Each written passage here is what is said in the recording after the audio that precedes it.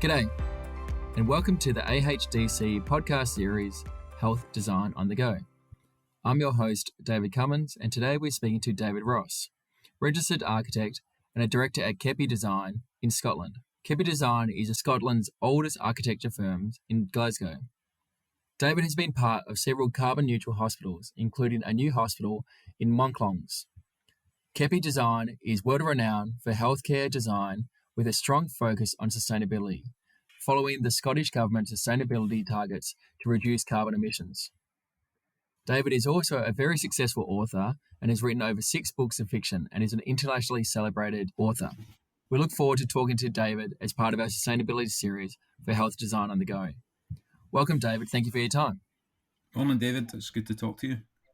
I must admit, I've met a lot of architects in my time, and I've never met an architect who's an author. I have to ask that question first. How did that come about? Well, it came about by chance. About 10 years ago, we were working overseas a lot, but not in fantastic places like Australia where you've got lots to do. We were in unusual places like Libya and the 3rd, 4th and 5th tier cities of China. I found, maybe like a lot of authors, that I had a lot of time in my hands when not working, and you're on planes a lot and things like that. It started off really as a bit of therapy, to be honest. I had written some things previously, design articles, and I guess writing in English was something that I was quite comfortable with. But I'm doing book festivals now. It's amazing how it's one of the first questions that I get asked, and I find it quite unusual. Like, people say, well, there's 2 industries that are completely worlds apart, architecture and writing.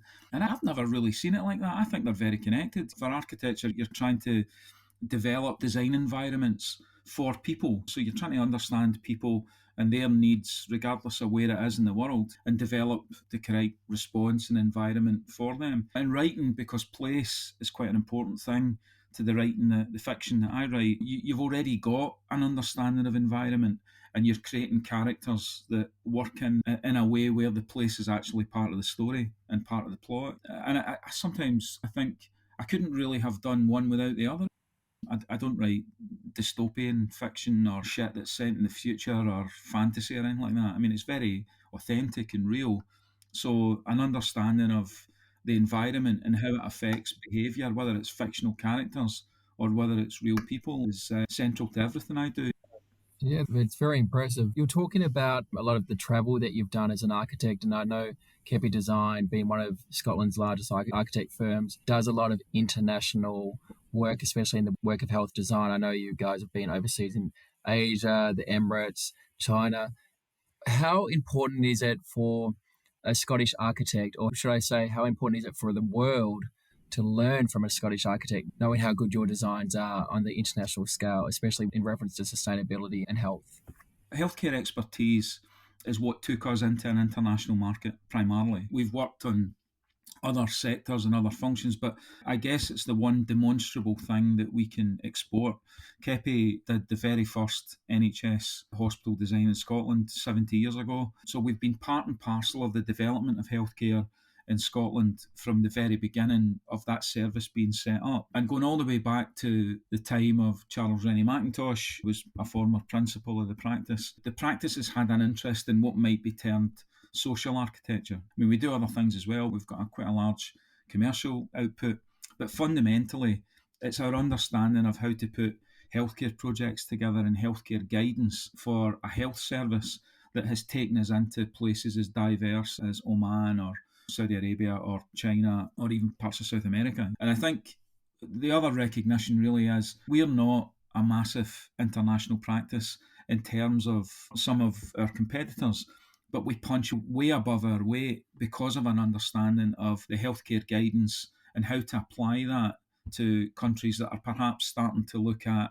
how you develop a system that's not healthcare for sale, but an availability at the point of source. So we've been involved on client side with countries that are perhaps 20 years behind where the UK has been, that are looking at different mechanisms of procurement, whether that's PFI or whether that's private investment or whatever. We've got all of that experience, therefore we become attractive to government or health ministry departments in those countries first and foremost.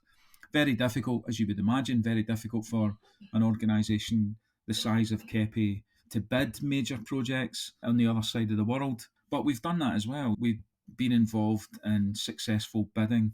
Our practice won the very first PFI hospitals in Egypt, to two relatively small maternity hospitals in Alexandria. And that kick-started that whole expansion and development of healthcare in that country. It's a really broad and diverse portfolio of work. And once we're finished here, obviously, you're going to be contacting us at some point in the future and asking us to do something in Australia, I'm sure.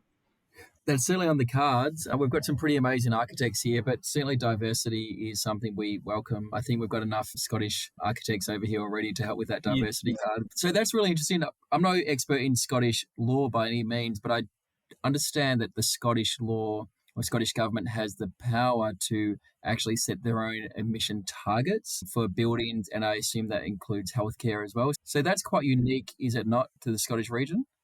Yeah, your listeners might understand that there's a bit of tension in the UK at the moment about whether Scotland might become an independent country at some point in the future. There was a referendum in 2014 which was very close, and I think following the 2016 referendum that took the UK out of the EU, that was very unpopular in Scotland. Therefore, there's been a push from the governing party here, the Scottish National Party, to rerun that referendum on Scottish independence. And at the moment, there's devolved powers for a number of things, not necessarily things like defence or overall spending on large elements, but for elements of health and education, there's devolved powers to the Scottish Parliament.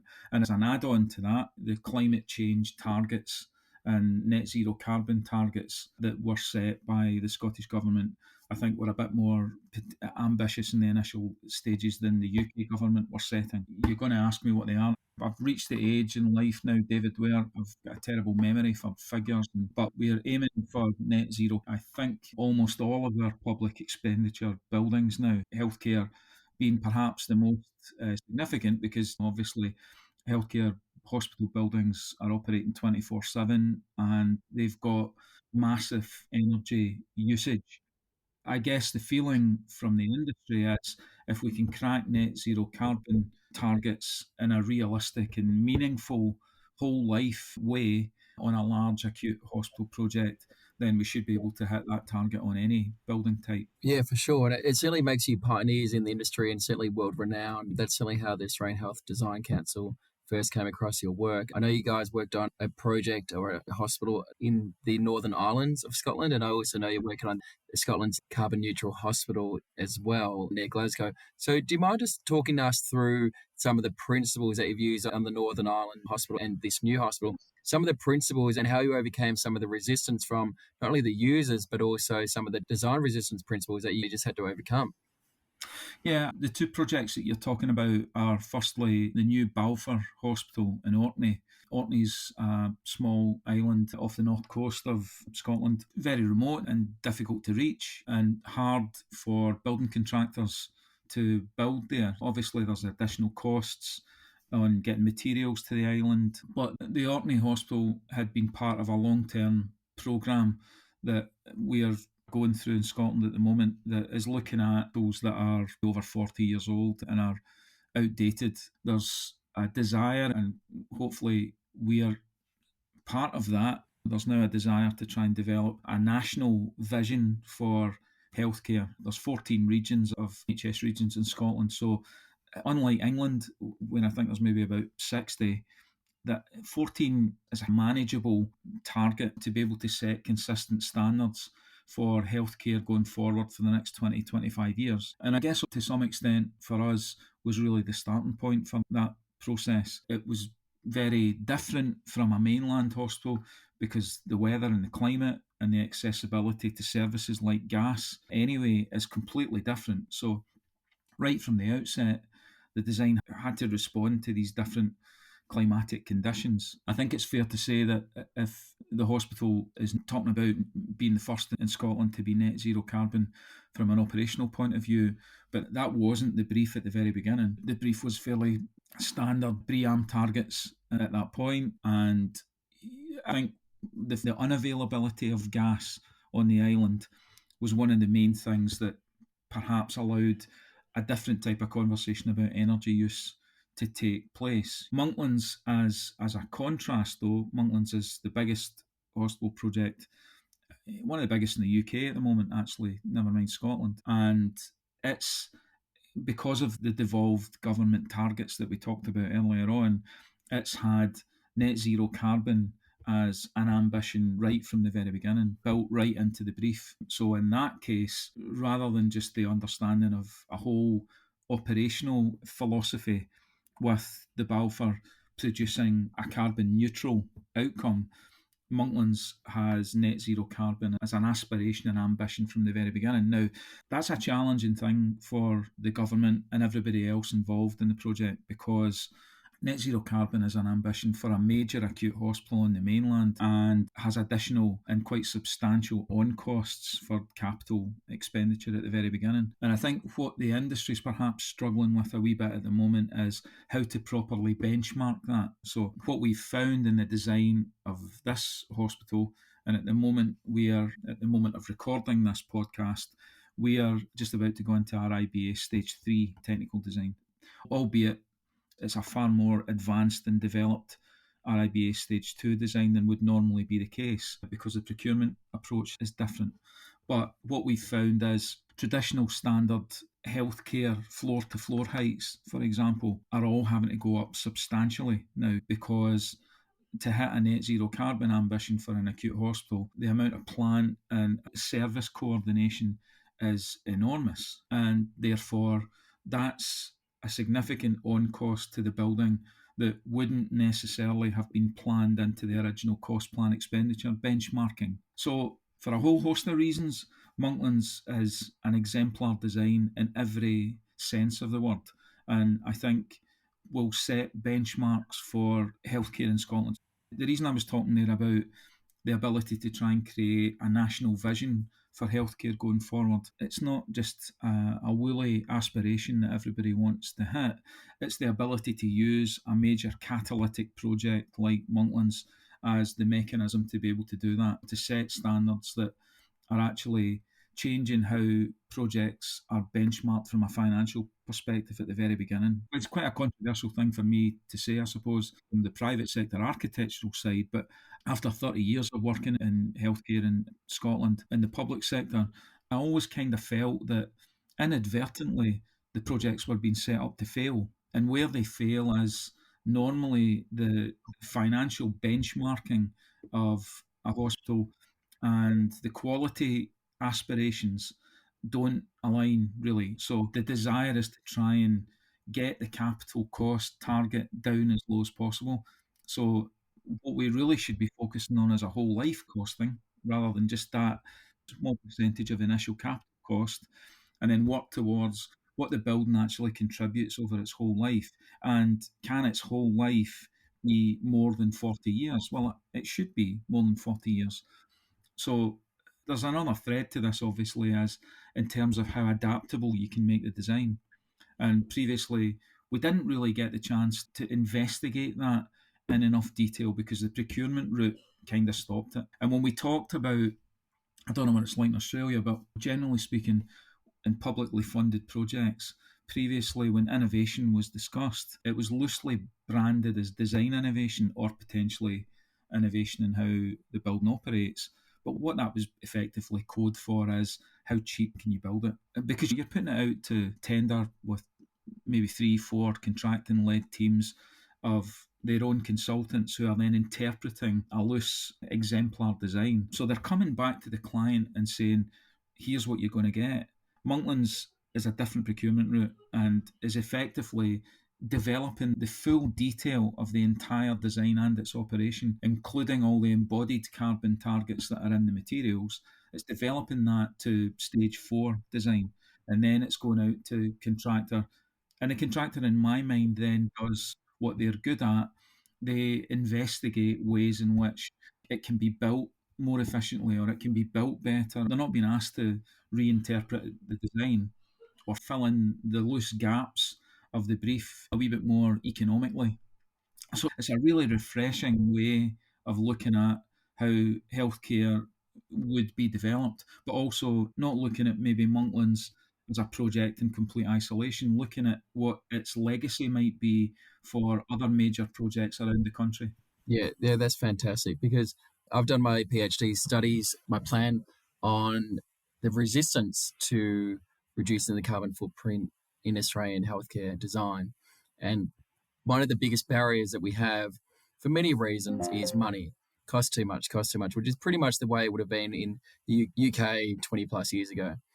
How important is it to have the decision makers and the government and the people with money put their support behind such a project as opposed to give resistance for why not to do it because they don't have the money? How important is that to have the money and to have the sustainability is one of the number one KPIs for a project at that early stage, as you talked about? Well, it's very important to have support for the initiative. And I'm not often fair to politicians, but to be fair to politicians at the moment, when financial costs start increasing, particularly in an environment like we have politically at the moment, and this isn't unique to Scotland, there are binary attitudes to political decisions all over the world. I don't think necessarily social media assists in that. It just makes everything worse. And therefore, if there's a perception of failing in public investment in healthcare, then it's a political target as opposed to an attempt to try and understand how can we do this better. So yes, you're absolutely right. Having the fortitude and having the determination from a government point of view to make sure that expenditure is appropriate, and an understanding that if you're going to hit a net zero target, are you going to try and do something different for the benefit of everyone in the future, then there's going to be a bit more capital investment for that because you have to pay more for it up front, but it will pay longer. And I think there's an understanding of this now. Where I think we need to go with it, and I'm probably repeating this a wee bit, rather than see that individual project as a result of its net zero carbon ambition is now 20% more expensive than it might have been otherwise, we need to get that knowledge into the next project so that you gradually reducing the expenditure of every project that follows it because it's following a similar path. It's a really clever industry, but by God, can it waste money? And its determination to try and reinvent the wheel every time. It's unbelievable. What we're trying to argue for is let's raise the benchmark and raise the standard of public sector work. But having done that, a whole series of design components and design uses and design philosophies that can be reused. Yeah. I'm a simple person, David. I can't understand why you wouldn't want to try and take that as a visionary thing. Why waste money every time you approach the next project? It doesn't make any sense to me. Yeah, I think that's very well said. We are running out of time, David, but I just wanted to say thank you so much for your time and thank you so much to Keppie Architects. You are world-renowned leaders in this space. You are world-renowned leaders in sustainability. People in Australia have been talking about you for quite a while now, and I'm just so grateful and so impressed by your conversation. I would like to have more time with you, but we have gone out of time, so I think we might have to do another podcast in the near future. That'd be good. Yeah, very impressed and very, very grateful for your time. And good luck for your book as well. I've already ordered it on Amazon. Thank you. Thank you. You have been listening to the Australian Health Design Council podcast series, Health Design on the Go. If you'd like to learn more about the AHDC, please connect with us on our website or LinkedIn. Thank you for listening.